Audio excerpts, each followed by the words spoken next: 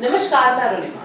बिहार विधानसभा चुनावों में महज 2 से ढाई महीने बचे हैं और ये चुनाव पुराने चुनावों की तुलना में बेहद दिलचस्प होने वाले हैं, क्योंकि इन चुनावों में अब जदयू और आरजेडी के अलावा भी एक और ऐसी पार्टी उभर के आ रही है जो लोगों को एक मजबूत तीसरे विकल्प के रूप में मिल रही है, और उस पार्टी का नाम है जनसुराज।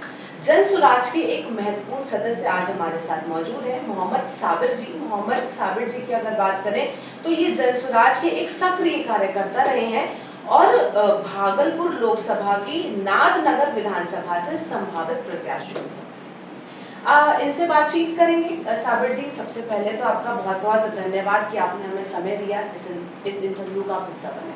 बहुत बहुत धन्यवाद मैडम, आपने भी अपना कीमती समय दिया। आपके व्यूअर्स को भी मेरा बहुत बहुत धन्यवाद जी।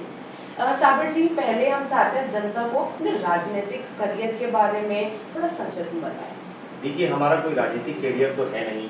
आप देख रही हैं कि मैं एक निजी कंपनी में सेल्स हेड के पद पे हूँ जी।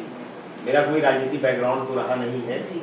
हाँ, एक समय में मैं दर्जी यूनियन का जिलाध्यक्ष के रूप में काम किया हूँ और साथ में मैंने पहली बार पंचायत चुनाव 2011 में पंचायत समिति का चुनाव मैंने लड़ा था। तो हमारा कोई राजनीतिक परिवार नहीं है, कोई राजनीतिक बैकग्राउंड नहीं है। मैं जो है शुरुआती दौर से ही जनसुराज से जुड़ा हुआ हूँ और जनसुराज की व्यवस्था ने मुझे सबसे पहले जिला के कार्यकारिणी समिति में रखा। उसके बाद मैं काफ़ी एक्टिव मेंबर के रूप में जनसुराज से जुड़ा रहा। फिर मुझे जिला सचिव का पद दिया गया। उसके बाद प्रमोट करके मुझे जिला का उपाध्यक्ष बनाया गया। अभी पिछला 2 महीना पहले मुझे चुनाव प्रमंडलीय अभियान समिति का सदस्य बनाया गया है। ये 16 लोगों की कमेटी है इसमें, जिसमें 19 विधानसभा के संभावित प्रत्याशियों की सभा का आकलन करना है, उनसे सभा करानी है। मकसद एक ही है कि सभा कराने के माध्यम से हम लोग जनसुराज को लोगों के बीच में पहुंचाएंगे और साथ साथ जो बदहाल बिहार है उसको खुशहाल बिहार कैसे बनाना है। और पिछले 30-35 वर्षों में जो पॉलिटिकल पार्टियां सत्ता में या विपक्ष में बिहार में रही हैं उनके बारे में लोगों को अवेयर करना, लोगों को जागरूक करना, यही एक जनसुराज प्रमंडलीय चुनाव अभियान समिति का काम है। साबिर जी, अगर नाथनगर की बात करें, क्या मुख्य समस्याएं हैं और आपको क्या लगता है कि वर्तमान विधायक ने कहां-कहां ऐसी कमियां उनकी रही हैं, लूप होल्स क्या रहे? जाहिर सी बात है कि हमारा नाथनगर विधानसभा का जो क्षेत्र है वो भी बिहार का ही एक विधानसभा क्षेत्र है। हमारी जो सबसे बड़ी समस्याएं हैं वो है बाढ़ की समस्या। अभी आप देखेंगे कि नाथनगर के बहुत सारे क्षेत्र ऐसे हैं जो बाढ़ ग्रसित हो गए हैं, जलमग्न हो गया है। सबौर का क्षेत्र हो या इधर नाथनगर का दियारा क्षेत्र हो, तो ये बाढ़ की विभीषिका से लोग हर साल ग्रसित होते हैं और जान माल की हानि होती है। और बाढ़ के नाम पे, सुकाड़ के नाम पे करोड़ों रुपये का बंदरबाट हो जाता है ये हमारे। और गुंडा बैंक, जिनके पास कुछ है, थोड़ा बहुत जानकारी है, गुंडा बैंक उससे 21%, 22% का ब्याज पर पैसा देता है और उससे वसूला जाता है। तो ये प्रमुख समस्याएं हैं हमारे नाथनगर विधानसभा जी।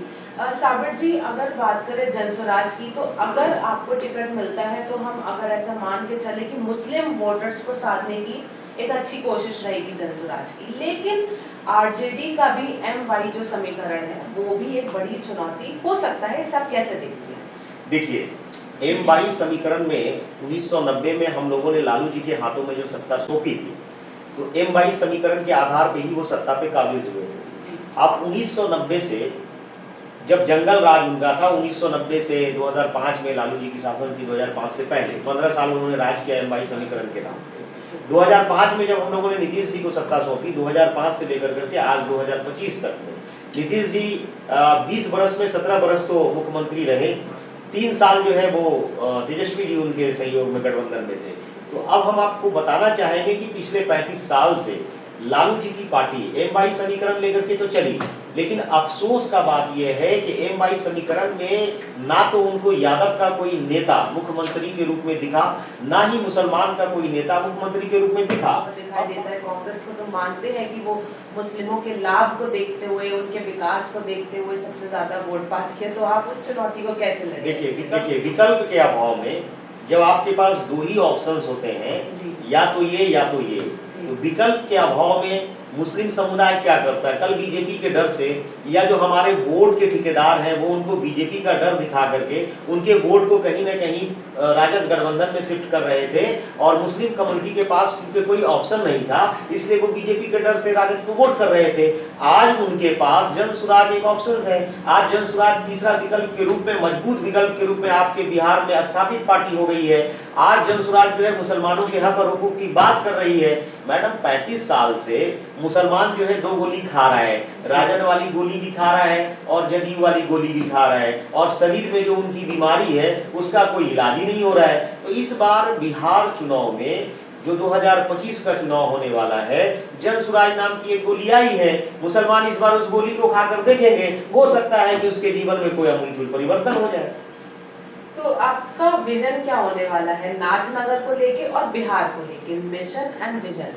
देखिए, जन सुराज पार्टी का जो विजन है, जन सुराज पार्टी का जो विजन है वो हमारा मिशन और विजन है।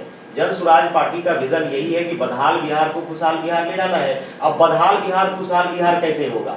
बदहाल बिहार खुशहाल बिहार तो तब होगा जब गुजरात से, महाराष्ट्र से या दिल्ली जैसे शहरों से लोग काम करने हमारे बिहार आएंगे, तब ना हम अपने बिहार को खुशहाल और विकसित बिहार करेंगे।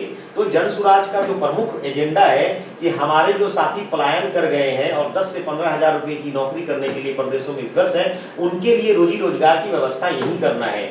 और हमारे जो बुजुर्ग हैं जिनको 400 रुपये के नाम पे भीख दिया जाता था, और जन सुराज की ताकत ने नीतीश जी को 1100 रुपया करने पर मजबूर कर दिया। हमारे जन सुराज की व्यवस्था अगर आती है तो 2000 हम पेंशन भी देंगे, 15 साल के बच्चे को उच्च स्तरीय फ्री शिक्षा देंगे।